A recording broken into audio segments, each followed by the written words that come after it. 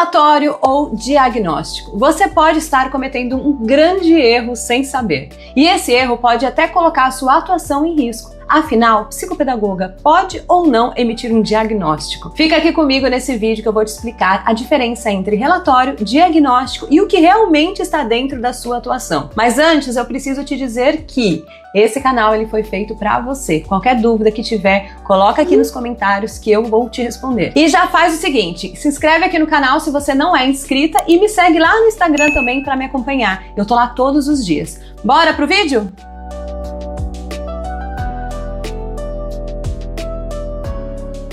É muito comum ver psicopedagogas e neuropsicopedagogas iniciantes com medo de fazer o seu relatório, de fazer o seu atendimento por causa do diagnóstico. Afinal, quem que dá o diagnóstico para o nosso paciente? E essa é uma dúvida muito comum entre psicopedagogas e neuropsicopedagogas iniciantes. O que traz a essa grande dúvida é a falta de clareza da parte prática, da sua atuação prática. Fernando, o que de verdade eu preciso fazer durante os meus atendimentos? Então, focar o nosso olhar, os nossos estudos, a nossa atenção para os transtornos de aprendizagem é muito comum nesse início. E tá certo, você precisa realmente saber os transtornos, mas eles não serão o foco do seu atendimento. Uma coisa que acaba por ficar esquecida é o seu objeto de estudo. O objeto de estudo, tanto da psicopedagogia quanto da neuropsicopedagogia, é a aprendizagem. E nós sim somos especialistas da aprendizagem. Uma vez que nós entendemos isso, nós procuramos dominar o nosso objeto de estudo, que é a aprendizagem. Então pense aqui comigo, se o meu objeto de estudo, se a minha especialização é na aprendizagem, entender como a aprendizagem acontece, como que a aprendizagem daquele indivíduo que está ali comigo, seja ele criança, adolescente, adulto ou idoso, entender como que aquela aprendizagem está afetada. O meu papel como psicopedagoga é investigar como que está acontecendo o processo de aprendizagem no meu paciente. Por quê? Partindo dessa informação, dessa minha investigação, eu devo sim promover estratégias para que o meu paciente evolua, para que ele melhore e para que ele tenha mais qualidade de vida. Ou seja, independente do transtorno que o nosso paciente tiver, nós vamos avaliar a aprendizagem, que é a nossa especialidade. Então, na parte do diagnóstico, a gente deixa essa parte para o médico. O médico é o responsável por fechar o diagnóstico. Nós não fechamos diagnóstico. No nosso relatório, nós levantamos sim uma hipótese diagnóstica e a nossa hipótese diagnóstica, a nossa avaliação psicopedagógica ou neuropsicopedagógica contribui bastante para o olhar do médico na hora que ele vai definir aquele diagnóstico do paciente. Mas quem define isso é o médico. Então, se o médico já está avaliando o transtorno, já está avaliando o diagnóstico do nosso paciente, o nosso olhar, a nossa avaliação, por mais que a gente observe ali alguns critérios sugestivos e encaminhe para o médico confirmar, nós não fazemos o nosso trabalho 100% focado em descobrir diagnósticos. O nosso trabalho é descobrir o que está acontecendo com a aprendizagem do nosso paciente. Então, lá na hora que você for fazer o seu relatório, a psicopedagoga sim faz o relatório psicopedagógico, o relatório neuropsicopedagógico. Mas Fernando, o que é esse relatório? O que tem que ter nesse documento? O relatório ele nada mais é do que um resumo de tudo que você fez durante a sua avaliação psicopedagógica. Nesse documento você vai trazer ali informações que são importantes e relevantes da anamnese que você fez com o seu paciente. A anamnese é aquele resumo da história de vida do seu paciente até aquele momento que ele chegou para você. E depois você vai relatar tudo o que você fez com o seu paciente, o que você avaliou, o que você observou, o que tá bom e o que não tá bom. E o que não tá bom, você vai, no final, levantar uma hipótese diagnóstica. Você pode sim consultar o DSM-5-TR para verificar se o seu paciente ele atende a algum dos critérios sugestivos que estão nesse manual, e aí sim você vai colocar essas informações no seu relatório e encaminhar para o médico fazer a avaliação dele. Mas, além dessa indicação, além dessa solicitação de avaliação do médico, você também precisa colocar como hipótese diagnóstica tudo aquilo que você observou que precisa ser melhorado. Ou seja, dentro da aprendizagem, o que você observou que está ruim?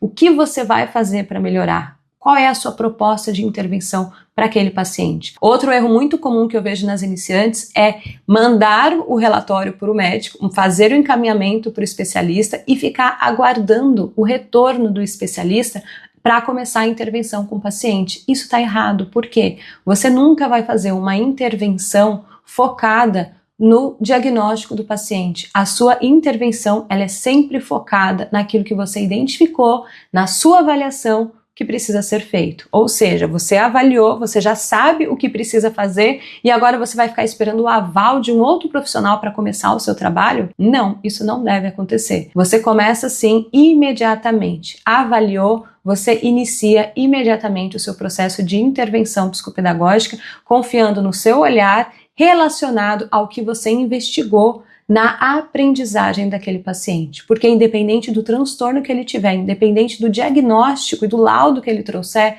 você sempre vai trabalhar a aprendizagem dele. Então, mesmo que venha, por exemplo, uma criança com TDAH, você nunca vai trabalhar o TDAH. Você vai trabalhar a aprendizagem dele, individual, personalizada, considerando, obviamente, que ele tem o TDAH, considerando ali se ele tem alguma outra comorbidade, considerando as dificuldades individuais dele. Mas a gente nunca coloca ele num potinho de TDAH e a gente vai tratar ele como TDAH.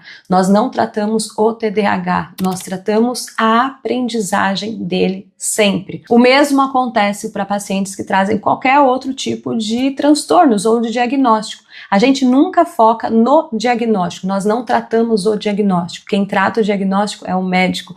Nós tratamos a aprendizagem. Então, imagina aqui que esse paciente fictício que eu trouxe, que tem TDAH, imagina que ele veio para o seu atendimento, você fez uma avaliação, você suspeita que ele tem TDAH, você encaminhou para o médico, fez a sua avaliação, ele atende os critérios sugestivos, mas ainda assim você percebeu que dentro da aprendizagem dele, ele tem alguns prejuízos e você vai trabalhar nesses prejuízos. Encaminha para o médico, deixa o médico fazer o trabalho dele, deixa o médico fazer a investigação dele e você foca na aprendizagem. Imediatamente você inicia o seu processo de intervenção e já começa a trabalhar com aquele paciente para que ele melhore.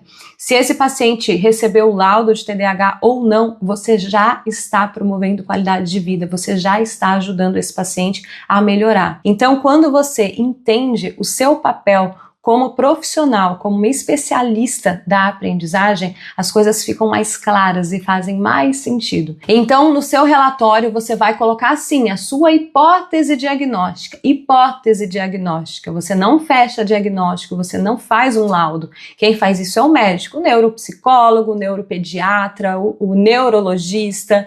Você vai encaminhar para o especialista específico de acordo com aquilo que você desconfia. Você cita, sim, para sustentar a sua hipótese diagnóstica, os critérios sugestivos do DSM-5, que é o nosso manual oficial, mas você não espera retorno do médico para começar o seu trabalho, que é focado na aprendizagem. Agora me conta aqui, ficou claro para você? Você entende realmente o que fazer no seu processo de avaliação psicopedagógica? Você sabe como conduzir uma avaliação psicopedagógica que vai investigar a aprendizagem do seu paciente e te conduzir a planejar uma intervenção assertiva que realmente vai gerar resultados na vida desse paciente? Esse olhar é exatamente o que eu ensino para as minhas alunas do Método PAP. Elas aprendem como fazer uma avaliação psicopedagógica centrada na aprendizagem apenas, independente do transtorno. E quando você entende o seu papel como uma especialista da aprendizagem, quando você aprende a fazer o rastreio da aprendizagem e durante esse processo avaliativo descobrir o que o seu paciente precisa,